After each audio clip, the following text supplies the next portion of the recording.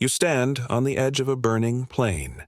The air is thick with the smell of iron and smoke, the cries of the dying rising with the dust. Around you, the battlefield of Gujarat lies shattered.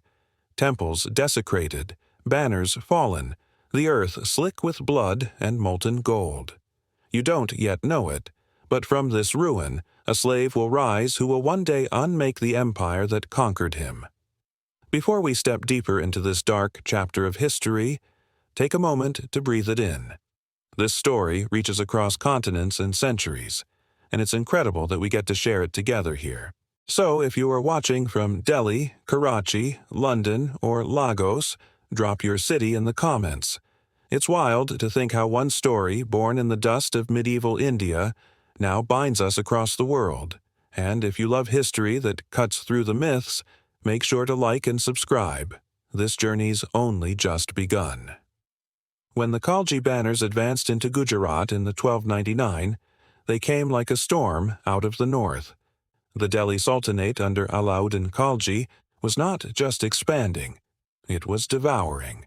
Cities were stripped of idols, palaces of their treasures, and people of their freedom.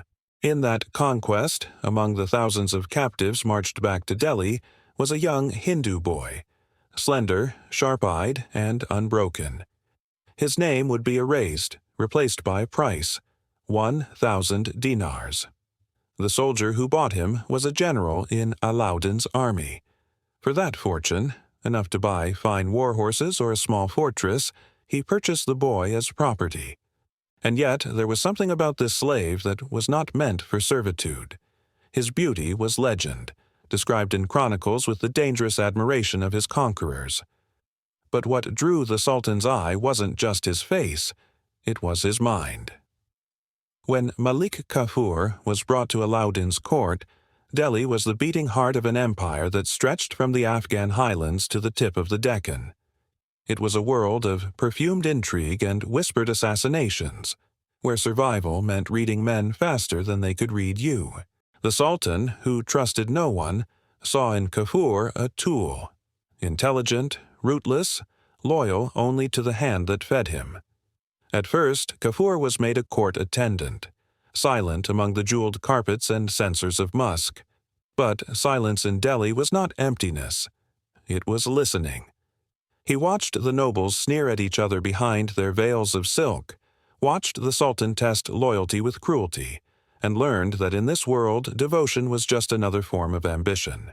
What did he think, standing behind Alauddin's throne, watching the man who had murdered his own uncle to rule? Did he despise him? Admire him? Or did he see in the Sultan a mirror of what he himself might become, a creature forged by power and betrayal? The Sultan began to test his new favorite. He sent him on minor campaigns, small errands cloaked in danger. Kafur returned every time, victorious and unnervingly calm. His rise was meteoric, from slave to commander, from a face in the crowd to the Sultan's right hand. The court whispered that no one could speak to Alauddin the way Kafur could. When others trembled before his wrath, Kafur smiled, and the Sultan, against every instinct, smiled back. Some chroniclers wrote that Alauddin's trust in him was total, even intimate. In the marble corridors of the Delhi palace, where suspicion ruled and even brothers spied on brothers, Kafur became the exception. He had no blood ties, no noble lineage, and therefore no one to betray him. To the Sultan, that made him pure. To everyone else, it made him dangerous. As Kafur's power grew, so did his reach. He led campaigns deep into the south, conquering kingdoms that had never bowed to Delhi's rule. From the temples of Madurai to the fortresses of Warangal, he brought back wagon loads of gold and elephants draped in stolen silk. To the Sultan, he was the perfect general. To the nobles, he was a ghost, a slave commanding princes, a nobody rewriting the order of the world.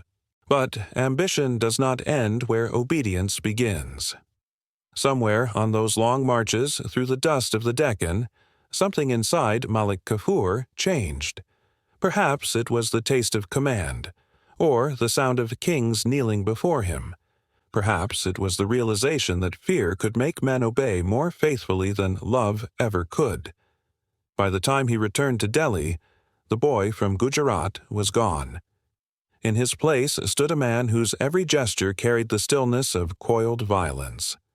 Alauddin rewarded him with titles, palaces, and trust, the rarest currency in the empire. He was now Malik Naib, the deputy of the Sultan himself. But behind every honor he saw only the same truth that had shadowed him since the day he was sold.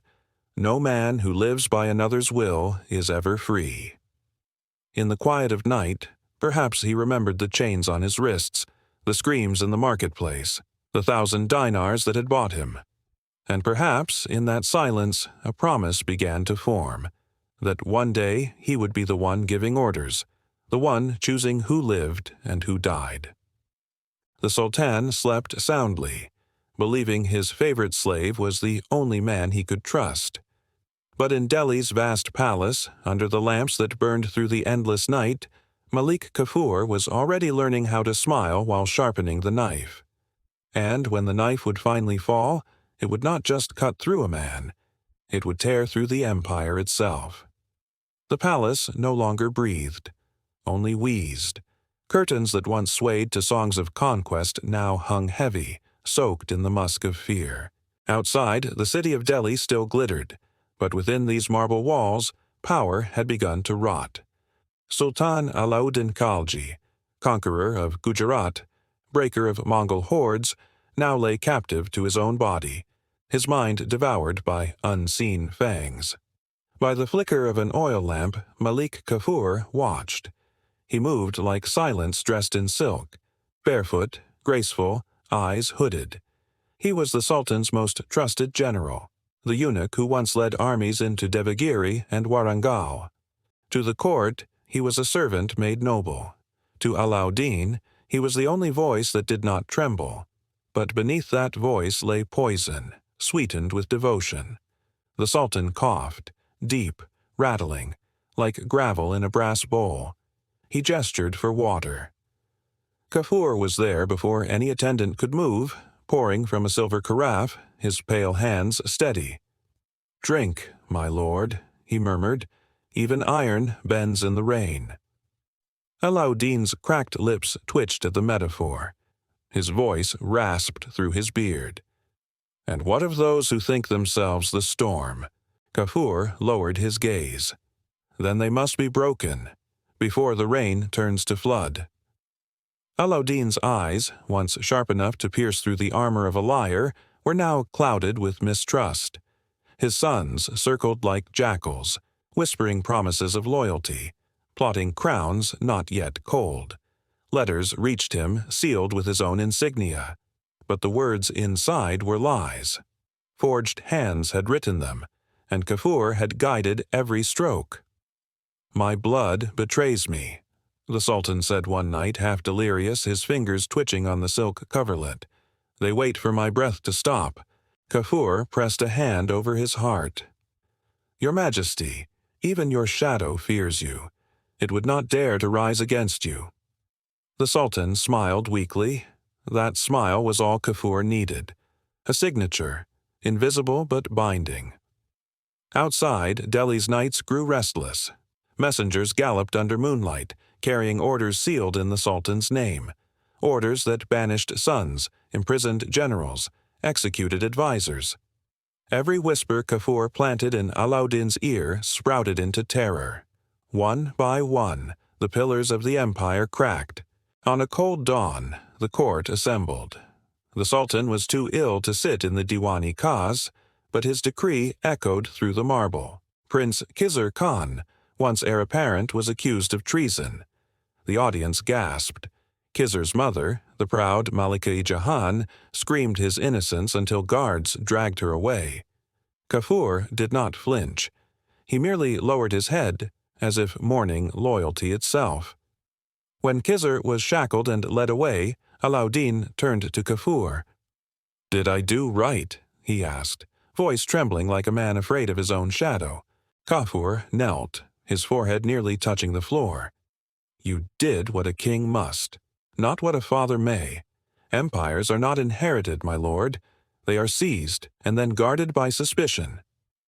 The Sultan exhaled, long and shallow. Suspicion, he whispered, has made me its slave. Kafur smiled faintly. Better to serve suspicion than to serve one's coffin. He rose, gliding to the window, watching the dawn spill across the domes of Delhi. The muezzin's call drifted faintly through the chill air, blending with the soft thrum of pigeon wings. It was a holy sound, yet tonight it felt like a requiem. The Sultan dozed again, his breath shallow. Kafur stood over him, eyes thoughtful. Once Alauddin had ruled the world through sheer will. Now he ruled nothing, not even his dreams. And in that emptiness, Kafur saw his opportunity ripen. Later that night, a physician entered, summoned by Kafur. "The Sultan grows weaker," the man said, pulse quickening. "He needs rest, not counsel." Kafur's voice was honeyed but cold. "He needs obedience, not pity. You will attend him as before. No changes, no new prescriptions. Do you understand?" The physician nodded, though his eyes flickered toward the dying ruler. Kafur leaned close, whispering, "The Sultan's life is a delicate thread. Pull it too soon, and the tapestry unravels." As the physician withdrew, Kafur returned to the bed. Alauddin stirred, murmuring something half-forgotten. Kafur bent closer, hearing fragments. Khizr, faith, betrayal. He brushed the Sultan's brow, smoothing the fevered skin. "Rest, my king," he whispered. "Your empire sleeps in faithful hands." The candles burned low, their light trembling like frightened hearts. Outside, the peacocks screamed from the gardens, their cries sharp as knives. By dawn, Malik Kafur would hold the keys to every gate, the command over every soldier, and the fear of every living soul within these walls. But in that moment, as Alauddin muttered in delirium, a question coiled silently in the dark. Who was truly poisoned? The Sultan, whose blood burned with suspicion, or Kafur, whose soul now fed on its triumph? The lamp guttered. The last ember of night fell away, and in the brief silence before sunrise, Delhi forgot to breathe. The Sultan was dead, and with him the last shadow of order. The air in Delhi hung thick with incense and rot. In the courtyard of the palace the crows had gathered, fat, glossy, unafraid. They perched on the marble parapets as if attending a coronation no one had dared to announce. Inside, the throne stood empty. Its cushions, once perfumed with amber and musk, now reeked faintly of sweat and iron. The royal banners drooped like mourning veils. And from the corridor beyond, the measured steps of Malik Kafur echoed, a rhythm too steady for grief, too controlled for innocence. He entered the hall of audience not as a subject, nor yet as a king, but as something in between, an absence clothed in power. The nobles knelt, some out of habit, others out of terror. Their foreheads touched the cold marble floor, the same marble that had reflected Alauddin's rage and judgment. Now it reflected only Kafur's calm smile. "The Sultan rests," Kafur said softly, his voice filling the silence. "And while he rests, I shall keep his throne warm." No one dared answer. Even the torches crackled too quietly. In the following days, Delhi learned a new language, the language of fear. Soldiers patrolled the streets in doubled ranks, their armor blackened to hide bloodstains. Drums beat at odd hours, summoning nobles to secret hearings. Some returned pale and trembling. Most did not return at all. In the royal quarters, Kafur held counsel with mirrors. He spoke to his reflection as if it were his twin, a silent adviser who never disagreed. "They think I am a slave," he whispered one night, tracing the jeweled armrest of the throne. "But who commands the slave who commands the sword?" His answer came in the form of action. Within a week, Prince Mubarak was declared heir, though not yet crowned. The boy's name gave Kafur legitimacy, but his life gave Kafur control. Guards watched him as one watches a candle near a draught. Kafur's next act was bolder. He summoned the widowed queen Malika-i-Jahan, the very woman whose son he had imprisoned. The courtiers gasped when they saw her veiled form approach the throne, summoned not by mourning, but by decree. "You would marry me," she said coldly, her voice sharp as a drawn blade. "After poisoning my house and chaining my blood?" Kafur smiled, serene. "I would make you queen again. The past is buried with the Sultan. Let us rule over the living." She turned her face away, but silence is its own consent in a palace where every word might cost a life. The marriage took place under torchlight, a hollow ceremony attended by trembling witnesses. The sound of the Nakara drums echoed like the beat of a condemned man's heart. Rumors spread faster than the monsoon winds. Some said Prince Khizr Khan had been flayed alive in his cell. Others whispered he was kept in darkness, blinded by Kafur's order. Each whisper reached the streets, each story twisting into something more monstrous. And yet, in the center of it all, Kafur remained composed. He dined alone, his table empty except for a golden goblet and a bowl of dates. He prayed in private, whispering verses between sighs of exhaustion. To those who saw him, he seemed both prophet and ghost, a man devoured by the very throne he claimed. But power, once seized by terror, demands a constant feast. When one noble fell, another had to follow. When one rumor died, two more were born. Soon, even his own guards began to watch him with wary eyes. One evening, as the sky burned with the last light of sunset, Kafur stood upon the palace terrace. Below him, the city stretched endless and indifferent. He could hear the muezzin's call mingling with the distant clang of blacksmiths, life continuing beyond the reach of his fear. 35 days, he murmured to himself, and the world already bends.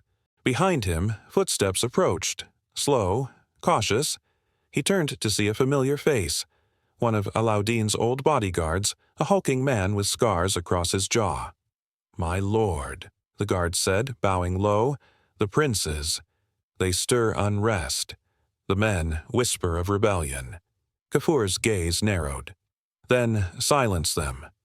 The guard hesitated. "And if they cannot be silenced?" Kafur smiled, faint and tired. "Then let the earth do it for us." That night, thunder rolled across Delhi. The palace lamps flickered in the wind as blades whispered in corridors.